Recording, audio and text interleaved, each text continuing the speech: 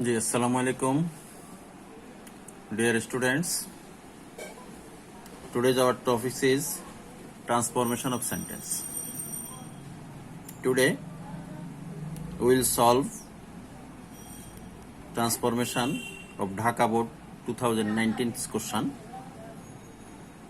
First question is, man is the best creation.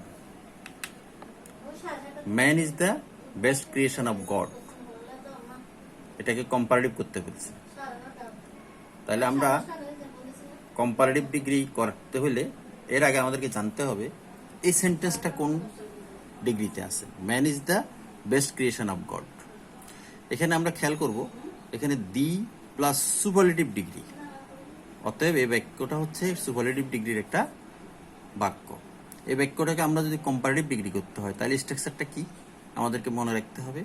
প্রথমে লিখতে হবে সাবজেক্ট, তারপরে যে ভার্বটা থাকবে ভার্বটা লিখতে হবে, তারপরে কম্পারেটিভ ডিগ্রি, যে ডিগ্রিটা সুপারলেটিভ ডিগ্রিতে আছে ওটাকে comparative degree, subject verb comparative degree. এরপরে দেন এনি আদার, আর হচ্ছে ডিগ্রির পরের অংশ।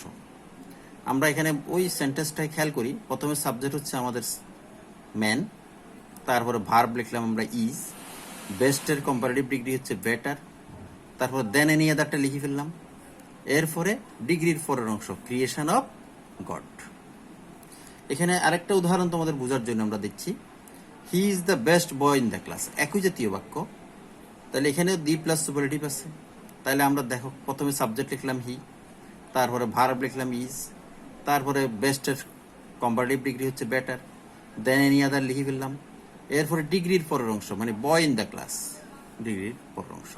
তাহলে আমরা যে কোনো এই দি প্লাস সুপারলেটিভ ডিগ্রি জাতীয় কোনো সেন্টেন্সের যখন কম্পারেটিভ ডিগ্রি করতে বলে তখন স্ট্রাকচারটা হচ্ছে subject verb comparative degree, than any other ডিগ্রির পরের অংশ।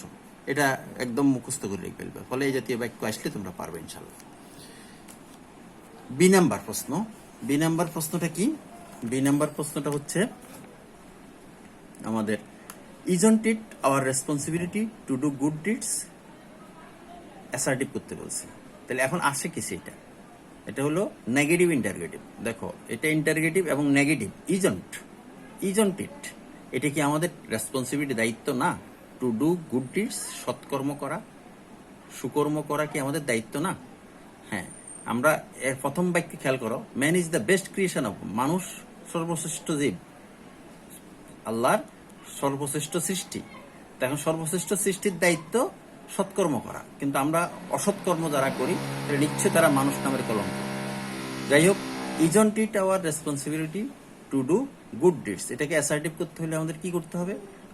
অর্থ যদি আমরা পরিবর্তন আমরা করতে দিতে পারি না, সেই জন্য নটকে আমরা isn't, নেগেটিভটাকে আমরা কি করতে হবে? অ্যাফার্মেটিভ করতে হবে, আর ইজটাকে সাবজেক্টের পরে নিতে হবে। তাহলে অর্থ কি দাঁড়াচ্ছে? isn't it is our responsibility to do good deeds। আমরা লিখে ফেলি, it is our responsibility to do good deeds। আচ্ছা, নাম্বার 3, 3 নম্বর কোশ্চেনটা হচ্ছে আমাদের কি? সি নাম্বারে আছে, our life is not measured by months or years। এটাকে অ্যাক্টিভ ভয়েসে রূপান্তর করতে বলছে। তাহলে এখানে খেয়াল করো যে our life is not measured by months, আমরা এটাকে প্যাসিভ ভয়েস এখন আছে, এটাকে অ্যাক্টিভ করতে হবে। তো প্যাসিভ ভয়েসকে অ্যাক্টিভ করার জন্য আমরা যেটা সাধারণত জানি যে বাই এর পরে একটা অবজেক্ট থাকে, অবজেক্টটাকে সাবজেক্ট করতে হয়। কিন্তু এখানে খেয়াল করো, এখানেও বাই আছে, বাই এর পরে মান্থস অর ইয়ার্স আছে, কিন্তু এটা কিন্তু আসলে কোনো সাবজেক্ট না, এটা কোনো অবজেক্ট না, এটা হচ্ছে মূলত অতিরিক্ত একটা অংশ। তাহলে এখানে বাই প্লাস অবজেক্ট নাই এখানে। তাহলে আমাদের এখানে hour life is not measured, এটা হচ্ছে আওয়ার লাইফটা ছিল অবজেক্ট, অবজেক্ট থেকে সাবজেক্টে এসছে। ইজ নট, এখানে ইজটা কখন আসে? এম ইজ আর ওয়াজ আর আসে যখন টু বি ভার্ব থাকে না, অক্সিলারি ভার্ব থাকে না, তখন টু বি ভার্ব আসে। আর নটটা বাহিরটা নেগেটিভ করার জন্য ছিল। আর মেজারটা কি? মেজারটা হচ্ছে ফার্স্ট পার্টিসিপল, এটা যেহেতু ইজ আছে এখানে এটা প্রেজেন্ট টেন্স হবে। তাহলে আমাদের এই জীবনটা এই সৎকর্ম দ্বারা কি নয়? পরিমাপযোগ্য নয়। এটা পরিমাপ কে করে? আমরা মানুষেরাই করি। তাহলে এই জন্য আমরা এখানে লিখতে পারি, যদি বাই আস যদি আমরা অবজেক্ট ধরি, তাহলে our life is not measured by us. তাহলে এটাকে আমরা খেয়াল করো, our life is not measured by us, এটা আমরা ধরে নিলাম। আর by years and months and years, এটা হচ্ছে এক্সটেনশন বাক্যের, এটা অতিরিক্ত একটা অংশ, এটা এটার সাথে থাকলো। তাহলে এখানে আমরা এই বায়াসের আসটাকে যখন আমরা সাবজেক্টে নিয়ে আসবো তখন হয়ে যাবে উই। আর এখানে ইজ নট আছে, তাহলে ইজ নট মানে ইজের অর্থ হচ্ছে আগে অক্সিলারি ভার্ব ছিল না, অক্সিলারি ভার্ব না থাকলে am is are was were আসে প্রেজেন্ট টেন্সে, এম ইজ আর ফার্স্ট টেন্সে ওয়াজ ওয়ার। তাহলে এখানে ছিল না, তো এটা বাদ। তাহলে উই নট তো আর হয় না, তাহলে উই এর সাথে নট যখন আসবে তখন এটাকে আমরা প্রেজেন্ট টেন্সে do not, we do not. আচ্ছা, তারপরে এটাকে প্রেজেন্ট টেন্স, যেহেতু ইজ আছে এটা প্রেজেন্ট টেন্স লিখতে হবে, we do not measure, we do not measure our লাইফকে আমরা অবজেক্টে নিয়ে আসি, we do not measure our life, ওই অতিরিক্ত অংশ যেটা সেটা লিখে ফেলি, বাই মান্থস অ্যান্ড ইয়ার্স। এটাকে দেখো আবার আমরা উল্টে প্যাসিভ করি, আমাদের আওয়ার লাইফটা ছিল অবজেক্ট, অবজেক্টকে সাবজেক্টে নিয়ে আসি আওয়ার লাইফ। তারপরে এখানে কোনো অক্সিলারি ভার্ব নাই, ডু নট আছে, অক্সিলারি ভার্ব নাই, তাহলে আমরা এখানে লিখবো ইজ, নট বসে যাবে, তাহলে আওয়ার লাইফ ইজ নট, ভার্বের পাস্ট পার্টিসিপল হবে মেজার্ড বায়াস, বায়াসটা আমাদের এখানে নাই, এটা আমরা ধরে নিছি, এবার অতিরিক্ত অংশটা বসবে। ডি নাম্বারে খেয়াল করো, ডি নাম্বারটা কি? ডি নাম্বারটা হচ্ছে, ডি নাম্বারটা হচ্ছে honest people lead a happy life. এটাকে কমপ্লেক্স করতে বলছে, honest people lead a happy life, complex. তাহলে কমপ্লেক্স কাকে বলে আগে আমরা সেটা বুঝতে হবে। কমপ্লেক্স মানে হচ্ছে যে সেন্টেন্সে একটা প্রিন্সিপাল ক্লজ এবং এক বা একাধিক সাবঅর্ডিনেট ক্লজ থাকে, মানে ক্লজ থাকতে হবে, দুটি ক্লজ, প্রিন্সিপাল ক্লজও থাকবে, সাবঅর্ডিনেট ক্লজও থাকবে, দুইটা যখন থাকবে তখন সেটাকে আমরা বলবো কমপ্লেক্স সেন্টেন্স। তাইলে আমরা এখানে দেখো এটাকে দুইটা সেন্টেন্সে রূপান্তর করতে পারি কিনা। Honest people lead a happy life, তাহলে অনেস্ট পিপলটাকে আমরা একটু যদি ভাগ করি এভাবে, people who are honest, people who are honest, honest পিপলটাকে দুইটা একটা বাক্য বানাইলাম, পিপল হু আর অনেস্ট, সৎ লোক, ওই যারা ওই সকল লোক যারা সৎ, তাহলে পিপল হু আর অনেস্ট, তারপরে লিড এ হ্যাপি লাইফ, আমরা ওটাকে পাশে বসাই দিলাম, ওটা আমরা এখানে খেয়াল করো, পিপল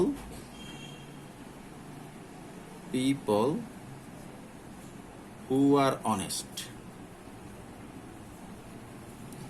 আবার পিপল বা দে আমরা যদি বলি লিড এ হ্যাপি লাইফ, এখানে কমা, তাহলে এখানে এই যে পিপল হু আর অনেস্ট, লোকজন যারা সৎ, এই অংশটা মনের ভাব পুরোপুরি সম্পূর্ণ হয় না, আরো কিছু কথা রয়ে গেছে, এটা এই ক্লজের উপরে নির্ভরশীল, তাহলে এটা হলো সাবঅর্ডিনেট ক্লজ। আর people lead a happy life এটা হলো প্রিন্সিপাল ক্লজ। তো প্রিন্সিপাল ক্লজ এবং সাবঅর্ডিনেট ক্লজ যে সেন্টেন্সে থাকবে সেটাই হচ্ছে কমপ্লেক্স সেন্টেন্স। তাহলে এখানে আমরা পিপলটাকে দুইবার না লিখি, people who are honest lead a happy life, এখানে পিপল বা দেটা দুইবার লেখার প্রয়োজন নাই, না লিখলেও আমাদের বাক্যটা হয়েছে। তাহলে এটা একটা কমপ্লেক্স সেন্টেন্স আমরা রূপান্তর করলাম। এরপরে ই নাম্বারে খেয়াল করো, এই নাম্বারটা কি? এই নাম্বার হচ্ছে ইট matters little if a man leaves many years or not. Interview করতে বলছে, ইট ম্যাটার্স লিটল, এটা খুব সামান্য বিষয়, if a man leaves many years or not, মানুষ অনেক বছর বাঁচুক বা না বাঁচুক এটা কোনো বিবেচনার বিষয় নয়, এটা সামান্য একটা বিষয়, এটাকে কি করতে বলছে? ইন্টারোগেটিভ করতে বলছে। তাহলে আমরা এই ইন্টারোগেটিভ করতে হলে তো আমরা জানি আমাদের এই ইট ম্যাটার্স এই অংশটুকু থেকে আমরা করি, খেয়াল করো, ইট ম্যাটার্স, এখানে কোনো অক্সিলারি ভার্ব নাই, তাহলে অক্সিলারি ভার্ব নাই, কিন্তু ভার্বের শেষে এস বা ইএস আছে। তাহলে আমরা এটাকে কি লিখতে পারি? আমরা এখানে লিখতে পারি ডাজ। এবং আমরা অর্থের পরিবর্তন যেহেতু হচ্ছে না, সেই জন্য আমরা লিখবো doesn't. Doesn't it matter? Doesn't it matter? এবার বাকি অংশ যা আছে তা লিখে ফেলবো। তাহলে ইট matters little if a man lives many years or not। তাহলে আমরা এই অংশটাকে আমরা শুধুমাত্র পরিবর্তন করছি ইট matters.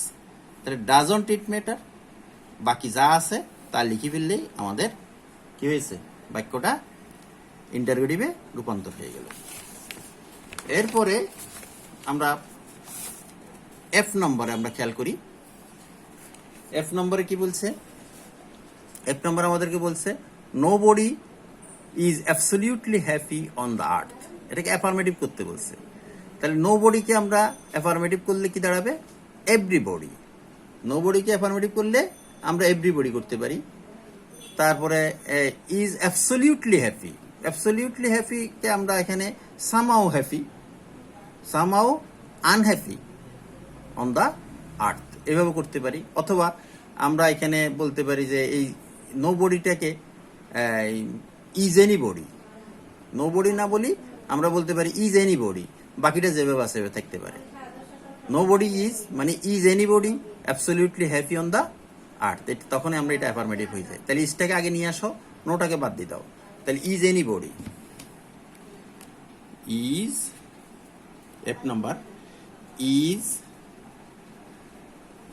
anybody absolutely SOLUTELO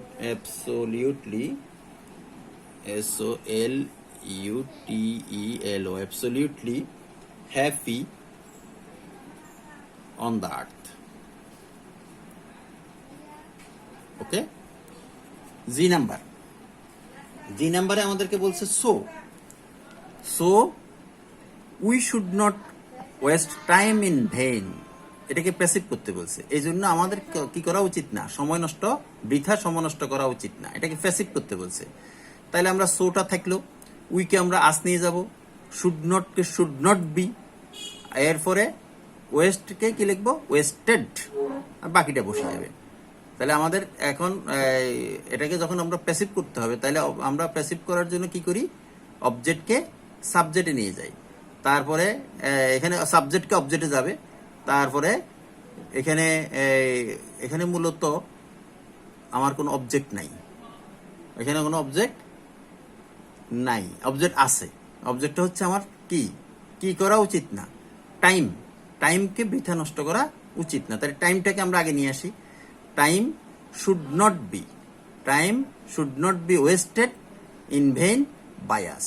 time should not be wasted in vain by us. তাহলে আমরা লিখি এখানে so time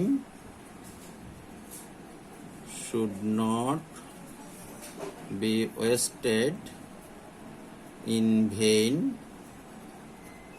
by us. S number খেয়াল করি। এস নাম্বারটা কি? এস নাম্বার হচ্ছে if we use time properly. যদি আমরা টাইমটাকে প্রপারলি ইউজ করি, উই ক্যান বি বেনিফিটেড। এটাকে সিম্পল করতে বলছে। এখানে খেয়াল করো, if we use time properly, এই অংশটা হলো সাবঅর্ডিনেট ক্লজ, এটা ওটার পরের অংশের উপর নির্ভরশীল। উই ক্যান বি বেনিফিটেড, আমরা বেনিফিটেড হইতে পারি, আমরা সুবিধাপ্রাপ্ত হইতে পারি। এটাকে সিম্পল করতে বলছে। তাহলে আমরা কিভাবে সিম্পল করতে পারি? এই জাতীয় ইফ দ্বারা যখন এরকম বাক্য থাকে, তাহলে আমরা এখানে লিখতে পারি বাই, তারপরে ভার্বের সাথে আইএনজি যুক্ত করতে পারি, বাই প্লাস ভার্বের সাথে আইএনজি, বাকিটা আমরা হুবহু লিখে দিতে পারি। তাহলে by using time properly we can be benefited. By using time, খেয়াল করো, by using time properly we can be benefited. I number খেয়াল করো, আই নাম্বারটা কি? All man must die negative করতে বলছে, একদম সোজা। মাস্টকে আমরা কি করতে পারি, মাস্টকে আমরা লিখতে পারি এখানে বিপরীত শব্দ দিয়ে লিখতে হবে, এখানে মাস দিয়ে লেখা যাবে না, কারণ এটা চিরন্তন সত্য, এরকম মাস দিয়ে আসবে না। সেটাকে আমরা লিখতে পারি অল ম্যানের পরিবর্তে আমরা লিখতে পারি no man, no man escape death, no man escape death. অথবা অন্য একটা নিয়মও লিখতে পারি there is no man but have to die, there is no man but have to die. এরপরে যে নাম্বারে খেয়াল করো, যে নাম্বারটা আমাদের কি আছে, though we take utmost care we cannot avoid death, এটাই কম্পাউন্ড করতে বলছে। তাহলে দোটাকে আমরা কি লিখতে পারি, উই টেক utmost care, এই অংশটাকে আমরা লিখে ফেললাম দো বাদ দিয়ে। তারপরে বাকি অংশটাকে কি করব, আমরা যেহেতু দো আছে তাহলে মাঝখানে আমরা বাট শব্দটা যুক্ত করতে পারি। তাহলে we take utmost care but can not avoid death. তো আমরা আজকে এই ট্রান্সফরমেশনগুলো আলোচনা করলাম ঢাকা বোর্ড 2019-এর। তোমরা অন্যান্য বোর্ডগুলো পর্যায়ক্রমে আলোচনা করবা। ধন্যবাদ সকলকে।